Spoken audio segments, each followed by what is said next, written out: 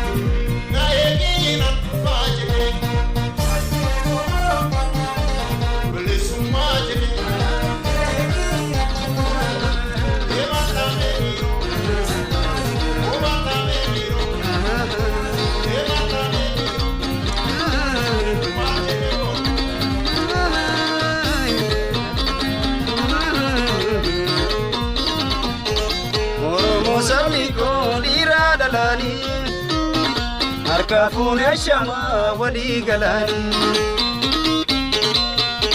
dargaggoof shamarran hawwan manguddoon baganuuf jiraatan jiruun waan guddoon baganuuf jiraatan jiruun waan guddoon Dula bobbadina meeqarraafne galata waboo fi qeerroon as geenye irbaata rasaasaa warri ta'ee darbee osoo jiraataniif garaan nu aare irbaata rasaasaa warri ta'ee darbee osoo jiraataniif garaan nu aare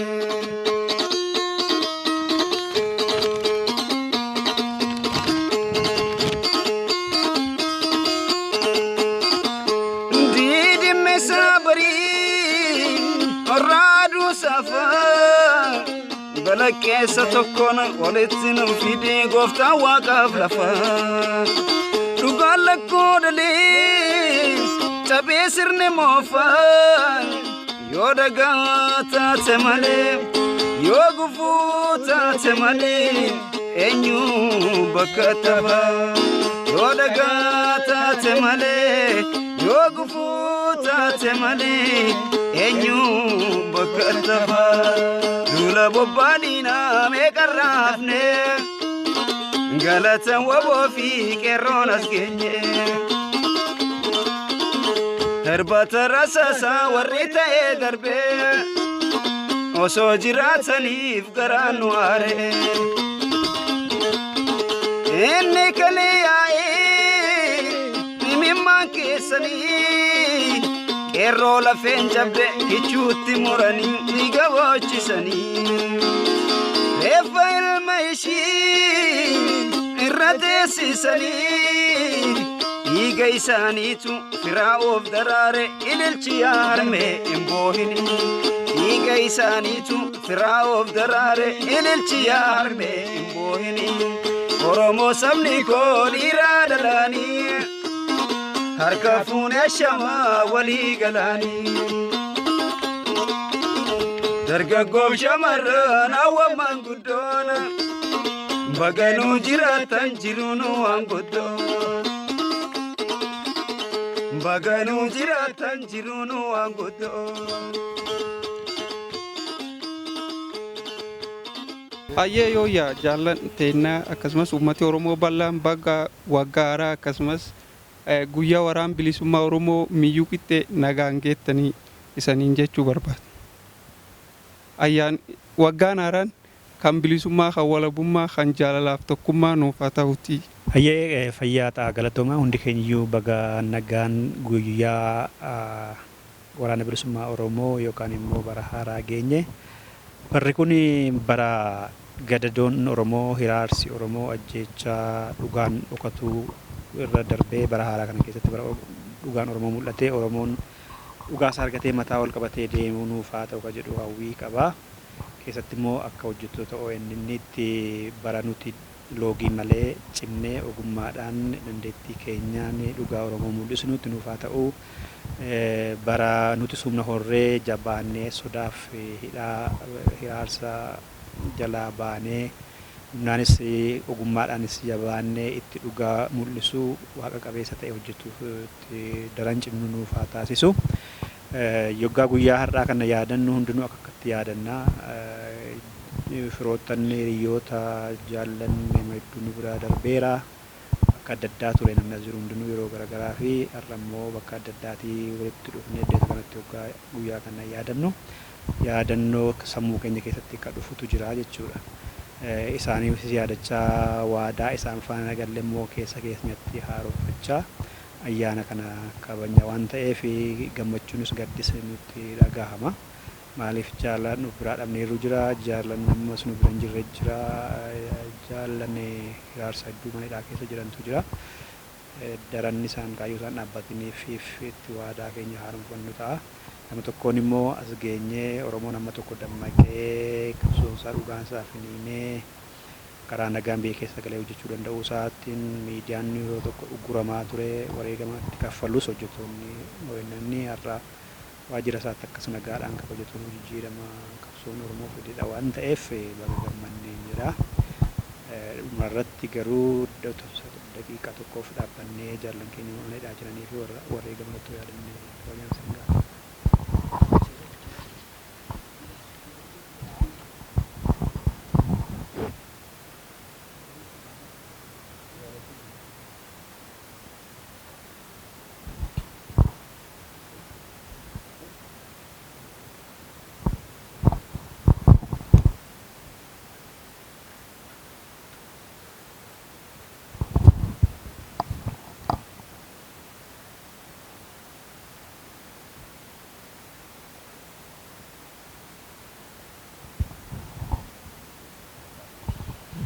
Kanaaf kan inni dhaamu fayyaa ta'a galatoomaa bara injifannoo nuuf haa ta'u bara gammachuu nuuf haa ta'u bara hidhaan itti laafee Oromoon walii galee dhaabbileen siyaasaa walii dhuuf wal ajjeesuu wal adamsuu irra darbanii bakka itti Oromoon nagaan bahee galuu biyya dimokiraasii fi badhaadhinni keessatti jalqabu dhufuudhaaf haa ta'u jedha.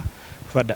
Ayyee galatooma uummata Oromoo alaa mana teessanii warreen nu daawwattan akkasumas immoo biyya keessaa fi biyya ormaa kan jiraattan baga bara haaraa bara 2021 akkasumas baga kabaja ayyaana waraana bilisummaa Oromoo kan amajjii 1 bara 2021 hunda keenya yoo nu ga'e isiniin ga'in jedha. Egaan jaallan kiyya akkuma kaasanii yerootti ayyaana kana kabajnu wantoota hedduutu keessa keenyatti dhufa. Dhugaadha har'a ga'uun carraa uumaan nuu kenne keessaa tokko jedhee yaada akka kootti. Keessumaa immoo ilmaan Oromoo qabsoo bilisummaa Oromoo keessatti lubbuu isaanii qaalii hin qabne kennuun of wareeganii har'a nama har'aa taanee dhiigaa fi lafee isaaniitiin har'as geenyerra. Kun ammoo egaa qabsoo uummanni Oromoo waggoota dheeraan finiinsaa tureen nutu as geenyerra. Kanaaf kabajachuu keenyatti immoo carraa gaarii akkasumas immoo gammachuu guddaatu natti dhagahama. Keessumaa egaa barri 2020 wantoota hedduu of keessatti qabatee dabarseera. Sunis uummata Oromoo keessatti seenaa kan adda ta'e galmeeffame waan hedduu kaasuu ni dandeenya. Sanarra darbee ammoo uummanni Oromoo ammas cunqursaa garaagaraa danda'ee waa hedduu qabsoo garaagaraa finiinsaatti as ga'e. Kanaaf barri miilanaa kun ammoo yerootti uummanni Oromoo boqate bilisummaa isaa ijaan argee gonfatu akkasumas immoo yerootti uummanni Oromoo waan hundaan dagaagee waan hundaan duroomee nagaansaa eegamee yeroo itti argamu akka ta'uun hawwa. Kanaaf ammas irra deebiin uummanni Oromoo baga ayyaana bara haaraa 2021 akkasumas immoo baga ayyaana kabaja ayyaana waraana bilisummaa Oromootiin isin ga'e jechuu barbaada. Galatooma. Hayyee galatooma. Uummati Oromoo fi kan Oromoof quuqamtan marti baga amajjii takkaan isin ga'e jedha. Jaallan keenya hidhaa jiran kan illeetu falmatanii mirga isaanii falmatanii mirga keenyaaf falmatanii boqotaniif darbaniif yaadannoo keenya barbaraa ta'a. Warra mana hidhaa jiraniif illee barri 2021 bara dhugaan Oromoo itti mul'ate haqi dhokate Oromoon ifa isaa argu ifa barii akka argu ammallee dukkana keessa jirra. Nuuf jecha kan bakka adda addaa jiran kan gaachana nuuf ta'u jecha bosona hin malle keessa jiran qorra aduu bokkaasuu hin jedhin nuuf jedhanii kan falmataa jiraniif baga ayyaana woboo yookaan amajjii takkaan isin ga'een jedha. Oromoon hundumti baga amajjii tokkoon geessaniin jedha. Uummata keenya bakka adda addaa jiran kanneen guyyaa kana ga'uu fi carraa argatanii guyyaa har'aa kana ga'an baga guyyaa amajjii tokko kana seensa bara haaraa fi guyyaa waraana bilisummaa Oromoo baga isiniin ga'e jechuu barbaadna. Egaa guyyaan kun akka salphaatti kan dhaalamu miti. Guyyaan kun guyyaa ulfaataa guyyaa yaadannoo addaa qabu. Addatti immoo guyyaan kun guyyaa uummata Oromoo guutuu biratti hundaa ol immoo deeggartoota qabsoo bilisummaa Oromoo keessatti guyyaa addaaf guyyaa ulfaataa guyyaa kabajamaa ta'ee yaadatama. Seensa bara haaraa qofatu hin taane guyyaa yaadannooti. Guyyaa Oromoon akka sabaatti akka jiraatu taasifame. Guyyaa eenyummaan Oromummaa ittiin ol ka'ee mul'ate. Guyyaa qabsoon uummata kanaa sadarkaa tokkorraa gara taanutti ittiin tarkaanfatee guyyaa har'aa kana ga'e amajjii tokko guyyaa addaati jechuudha.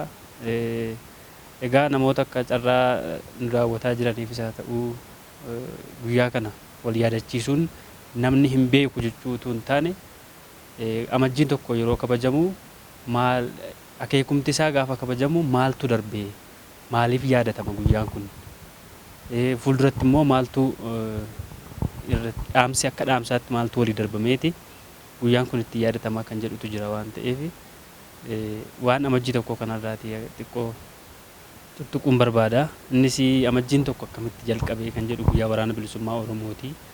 Akkasumatti calqabamee guyyaa waraana bilisummaa Oromoo jedhamu utuu hin taane yeroo reefuu adda bilisummaa Oromoo hundeeffamee sochii taasisuu irra jirutti kichuudhaan duulli kallattii adda addaatiin uummata Oromootti gaggeeffamaa yeroo ture bara 1970moota gara dhumaa fi gara 80moota kana keessa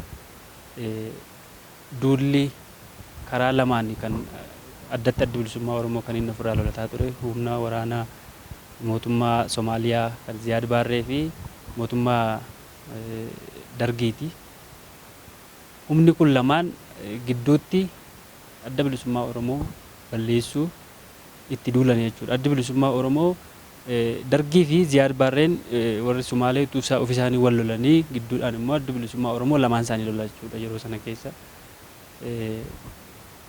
Kichummaa kana keessatti humna diinaa, humna guddaa, humna mootummaa lama loluu jechuun humna salphaa yookiin lola salphaa waan hin taaneef yeroo qunnamtiin homtuu hin jirre keessatti yeroo hogganni waraanaa fi hogganni dhaabaa fi waraanni miseensi waraanaa kallattiin qunnamtii yookiin immoo ajaja walirraa fudhatee socho'uu hin dandeenye keessatti waraanni bilisummaa Oromoo humna kana lamaan loluudhaan gara kibba bahaa kana Baalee fi Arsii dabalatee gara bahaa Oromiyaa kana keessa dabalatee lola guddaa booda akka hin jiru sadarkaa jedhamurra ga'ee boodarraa yeroo walitti dhufu qunnamtii tokko malee lolachaa turre. Lola kana keessaa ba'ee dandamatee guyyaa amajjii tokko kun guyyaa waraanni bilisummaa Oromoo lolarra ture kun kallattii adda addaatiin walitti qabamee akka jiru itti hubate yeroo inni lola kana keessaa dandamatee jiraachuu isaatti mirkaneesse waan ta'eef guyyaan kun guyyaa addaati jedhamee kan inni kabajamu tokko isa kanaafi. Kan biraan amajjii tokko seensa bara haaraati akkuma jedhamu. Kan biraan immoo dabalataan guyyaan rasaasi jalqabaa maqaa bilisummaa Oromootiin itti dhuka illee guyyaa kana akka kabajamu akka taasifameen odeeffannoo quba qaba dhiyeenya kanatti akka kora sabaa darbe 2017 irratti ayyaanni rasaasni jalqabaa Elemoo Qilxuufaattiin dhukaasan suni guyyaa amajjii tokko kana keessa akka yaadatamu akka murtaa'ee dhaga'e. Kun egaa booruftaan har'a uummanni keenya rakkoo keessa jira, gabrummaa keessa jira, roorroo kallattii adda addaa keessa jira. Gaafa uummanni kun bilisoome, gaafa uummanni waan ofiisaa barbaadu murteeffachuu danda'e, guyyaan kun guyyaa addaa ta'ee kalaandarii biyyaa keessatti galmaa'ee guyyaa ayyaana addaa ta'ee akka kabajamu abdiin qaba.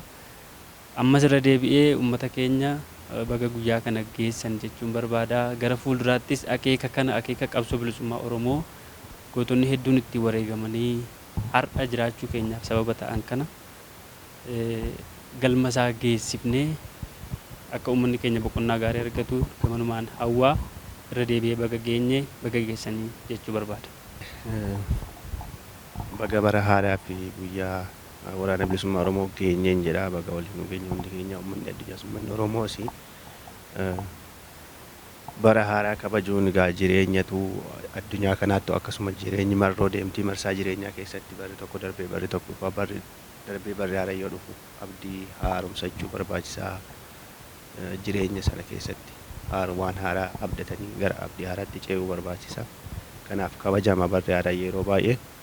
Kan biraan mootiyyuu uummanni tokko wareegama garaagaraa kafalee eenyummaa isaa eeggachuuf uummanni addunyaa jiru kun hundi isaa wareegama garaagaraa kafalaa as ga'ee Oromoos akkasuma kafalaa as ga'ee baay'eetu Oromoo irraa wareegame baay'eetu bakka garaagaraatti harca'ee hafee isa sana yoo yaadatte malee kan dhabde yoo yaadattee fi kan qabdu yoo yaadatteen alatti kan barbaaddu sana abdachuunis gaafachuunis nama rakkisa waan ta'eef waan darbee waan dhaban yaadachaa waan qabanis yaadachaa waan itti aanu abdachuutu barbaachisaa. Kanaafuu guyyaa kana yaadanna jechuudha.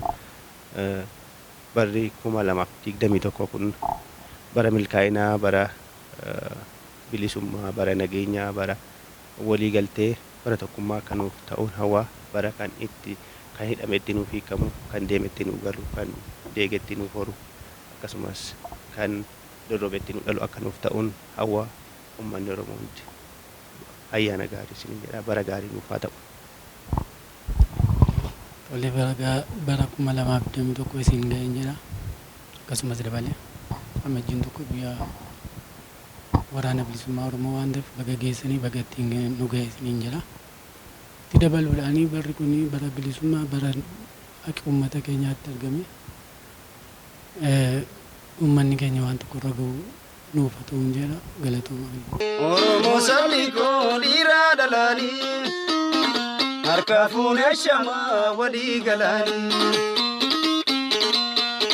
dargaggoof shamarran hawwan manguddoon baganuuf jiraatan jiruun waan guddoon baganuuf jiraatan jiruun waan guddoon duula bobbaadhiina meeqarraa hafne galata waboo fi qeerroo.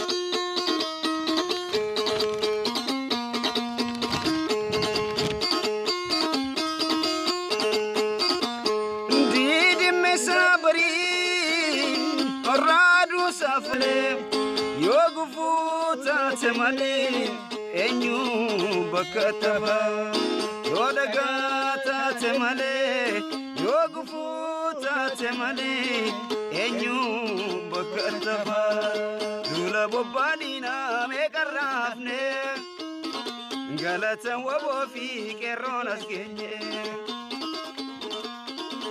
darbata rasasaa warri ta'ee darbee osoo jiraataniif garaan nu aaree.